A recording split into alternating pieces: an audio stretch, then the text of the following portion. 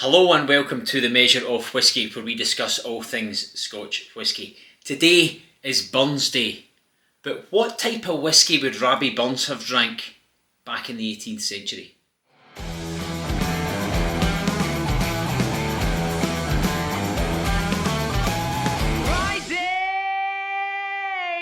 And the race is on. The city's gonna be a mess before. Alright, happy Robert Burns Day. I hope you all have the opportunity to enjoy a Burns supper, enjoy some haggis, neeps and tatties, and of course enjoy yourself a dram or two.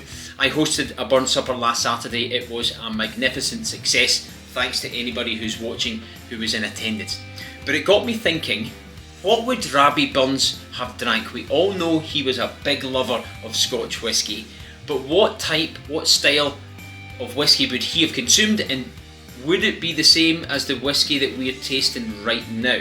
So Robert Burns was born in 1759 and he died in 1797, and around about that time there were lots of whisky distilling taking place, but there wasn't much in the way of registered distilleries. The first documented record of distilling in Scotland dates right back to 1494, when Friar John Corr recorded that 8 balls of malt to produce aquavitae.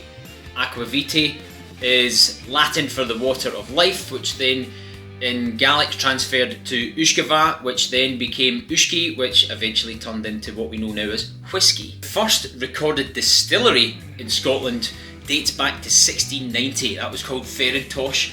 That is no longer in existence. That closed down centuries ago. In actual fact, Robert Burns mentions Farintosh in some of his poems. And the oldest surviving distillery today is Glenturret from 1763. That's when they were registered. They were producing whisky probably long before then. So would Robert Burns have drank Glenturret based on the fact that that's the first distillery, 1763? It's right slap bang in the middle of his lifetime.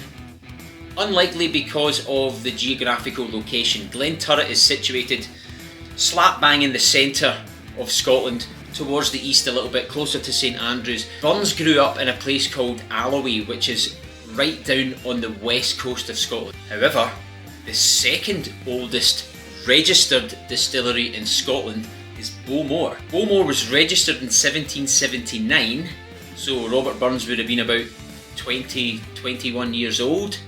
And the Bowmore distillery is on Islay, which is, relatively speaking, close to the west coast of Scotland. So, it's possible that Rabbie Burns was a Bowmore drinker. Unfortunately, that's highly unlikely.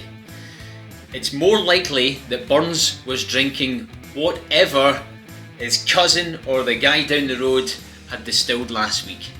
Because towards the end of the 18th century, the majority of people got their whisky from local farmers or crofters who were distilling it on their farm. What would that type of backyard moonshine style whisky have tasted like? Well, first and foremost, it's typically just the same as what we would consider new make spirit now. There wasn't any real maturation process, so there's not going to be something sitting around in a barrel for 10 plus years. It's going to come straight out the still, it's going to go straight in the bottle, and it's going to go straight in the glass. So it's going to be a little bit harsh. The other thing is, almost everybody who was distilling around that time was using peat as a heat source. They would use the peat to dry the barley, and the whole distillation process would have been relatively primitive in comparison to what it is now. Even though ingredients and whatnot were likely the same as what they are now, the process was a little bit different, actually a big bit different. And of course that has a massive impact on how the whisky tastes. So it would have been fairly harsh, it would have been peated, lots of smoke in it, and on today's palate, probably not that great, let's be honest. Legal production of Scotch whisky didn't really become prevalent until 1823, when the Excise Act came into place. Well, let's just say for argument's sake that Rabbie Burns loved a Bowmore. He loved a Bowmore and that was his go-to whisky. Okay, we've came to that conclusion, that makes complete sense, right?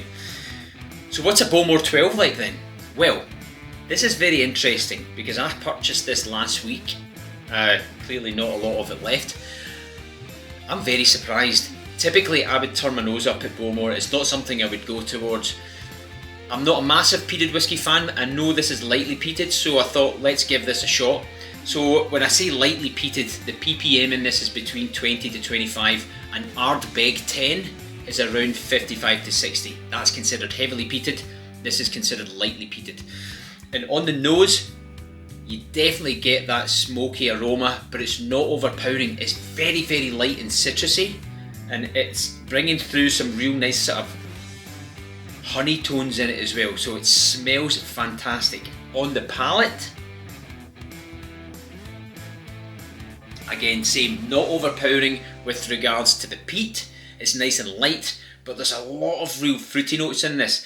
I believe Bowmore finished pretty much all of their whiskey in ex-bourbon casks for at least 9 years, and I think this has been finished, don't quote me on this, but I'm pretty certain this has been finished in a sherry cask, which is where I'm getting all that sweetness. It's got the backbone of vanilla right through it, which comes from the ex-bourbon cask, but there is a real sweet element to it, a real kind of toffee caramel that goes underneath that smoky note. It's absolutely delicious. So there we go. What would Rabbie Burns have drank? Probably some sort of really harsh, smoky, peated whiskey that wouldn't typically be enjoyed the same way today. So a happy Burns Day to everybody. I hope you have a wonderful weekend. Slanjaba.